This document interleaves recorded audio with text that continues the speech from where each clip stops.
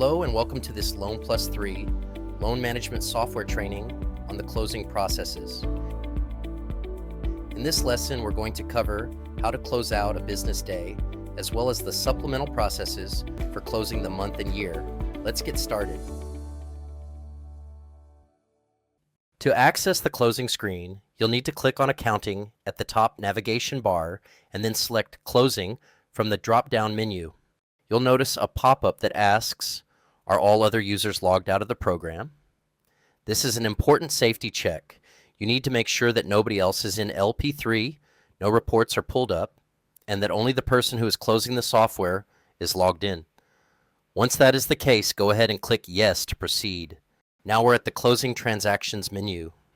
The top third and middle third of this screen should look pretty familiar if you've worked with the Drawer Register Report and the Loan Register Report, as well as the fields found in the Period Report. What we're going to focus on today is the bottom third of the screen. This section includes the closing transactions, as well as several important buttons just below that. Let's talk about this bottom section in detail. Here, you'll see several options. Type, this indicates the type of transaction. Amount, the transaction amount. Expense, amount, for expense-related transactions. Expense, category, to categorize your expenses. Memo, for adding notes or details. Drawer cash / bank fields. These represent different accounts. Now, drawer cash obviously represents the cash that you have inside the register at the branch. The bank field represents the impact on the bank from these closing transactions. Bank 2 and Bank 3 are used for debit card processing and instant funding over the internet via email. If we look at the bottom of the screen, you'll see examples of automatic entries. Any check proceeds that you write will be included here on the bottom third. For instance, you might see a loan check for $200. Below that, you'll see deposits for checks and money orders that were automatically created. I want to point out that any non-cash tender will automatically create a deposit here at the closing screen. This happens for all check and money order payments. Now let's take a look at the drawer cash value to have a better understanding of how it's calculated. If we look at the top section, we can see that our starting cash for today was $0. Then we collected $350 in cash payments. If we look at our net proceeds versus our check proceeds, we'll see there's a difference of $100, meaning there was a $100 cash loan proceed. So if we take that starting cash of $0, add the $350 that we collected in cash, and subtract the $100 from the cash proceeds, we end up with $250, which is what's pictured at the bottom in the drawer cash field. Now let's go over the buttons at the bottom of the screen. These are important tools for managing your closing transactions. The first button is Miscellaneous Income. The best example I can give for this would be if you found money inside the branch that you couldn't account for but had to record. You could bring it into the system via Miscellaneous Income and then include a memo detailing where you found it or any details you find relevant. Next, we have withdrawals. If you're able to go to the bank and withdraw money and bring it back to the branch, then you can log that here in the withdrawal section. This brings money from LP3's bank into LP3's drawer cash. Next, we'll continue on with deposits. Deposits are pretty straightforward. As we've discussed, any non-cash tender automatically creates a deposit, so this button is just for your cash deposits. In this example, we usually like to keep the branch at the same amount that we started with. So the extra $250 that we have in cash, we're going to go ahead and deposit as a cash deposit. We'll enter the amount, add a memo if needed, and click OK or Enter. Next up, we've got check. If you need to log a check and you're here on the closing screen and you've remembered it, you can click on the check button to log one. This will not print a check, but it will record all the details and apply it to the system as though it had been run.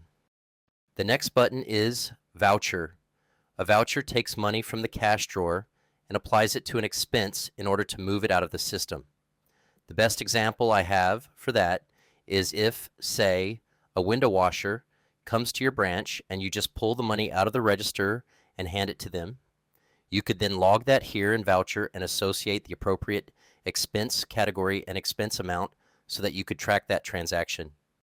And last, we have Cash In. Cash In brings money from outside of the LP3 ecosystem into the cash drawer.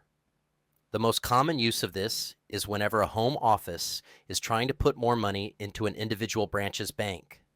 They will bring it through a cash in under category 19, ICSDCS, and then immediately follow that with a deposit. So that money is tracked coming in through that category 19 and then immediately moved into the bank where it was intended.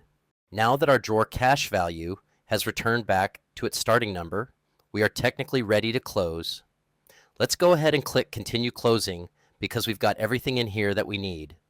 Here we can see that the transactions that were on the bottom third are now shown on the top.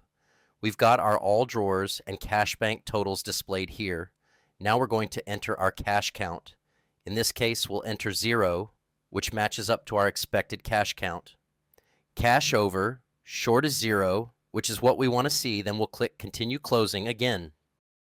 Now the system is going to ask you, the drawers have been balanced. Continue to close out the business day. I recommend hitting Yes here. If you do happen to hit No, here's what will happen. It will take all of the transactions from your close and store them, and they will be pending the final close of the master drawer where they commit to the report. But for now, we're going to go ahead and hit Yes. In this part of the closing, the system is working on reports. It's giving us an updated status, letting us know that the closing is going through. You'll see a progress indicator showing the system is processing. Once that's done, you'll see Closing of Business Day completed right here. All you need to do is click OK to complete the close. That completes the standard closing of the business day in the Loan Plus 3 loan management software system. Now we're going to cover a quick supplement on the close of month and the close of year. I've gone ahead and set the date to the end of the year so that we can see both of those options in action. Let's get back into the closing process by clicking on Accounting and then Closing again. We're going to proceed with the close just as we did before. Click Yes when asked if all other users are logged out. This close is exactly the same one that we covered in the closing training, so we're already aware that everything is good and ready to go. We'll continue closing, enter our cash count as normal, and continue. Click Yes when asked if the drawers have been balanced and if we want to continue to close out the business day. The following are the changes in the close of month or close of year during the closing process. For the close of month, 5 days before the end of the month, and if you haven't closed by then, 5 days after the end of the month, the system will prompt you with Close Month, just like we see here. It's important to make sure that you close the month on the last day that you operate business for that month in order to keep tracking clean. So we're going to go ahead and hit Yes. The close of month and the close of year both contain a double confirm.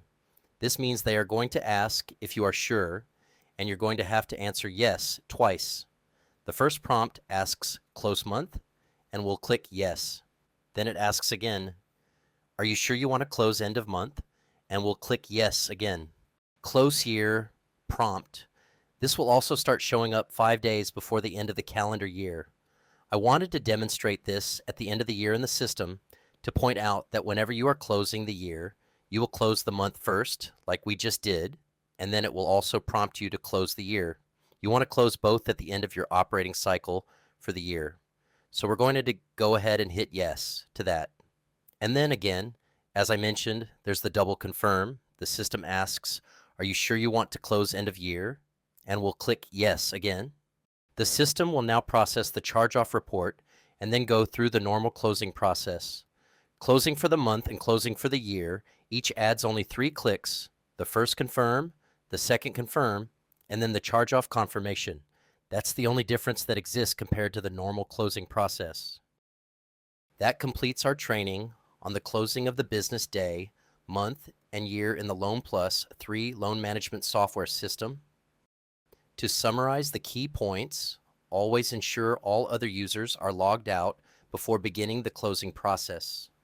The drawer cash calculation is based on your starting cash, plus collections, minus cash disbursements. Non-cash tenders automatically create deposits. Use the available buttons for miscellaneous income, withdrawals, deposits, checks, vouchers, and cash in as needed. Month and year closes add 3 additional confirmation steps, 2 confirmation prompts, and a charge-off confirmation. Month close prompts appear 5 days before and 5 days after month end. When closing at year end, you'll close both the month and the year. Thank you for watching and see you in the next lesson.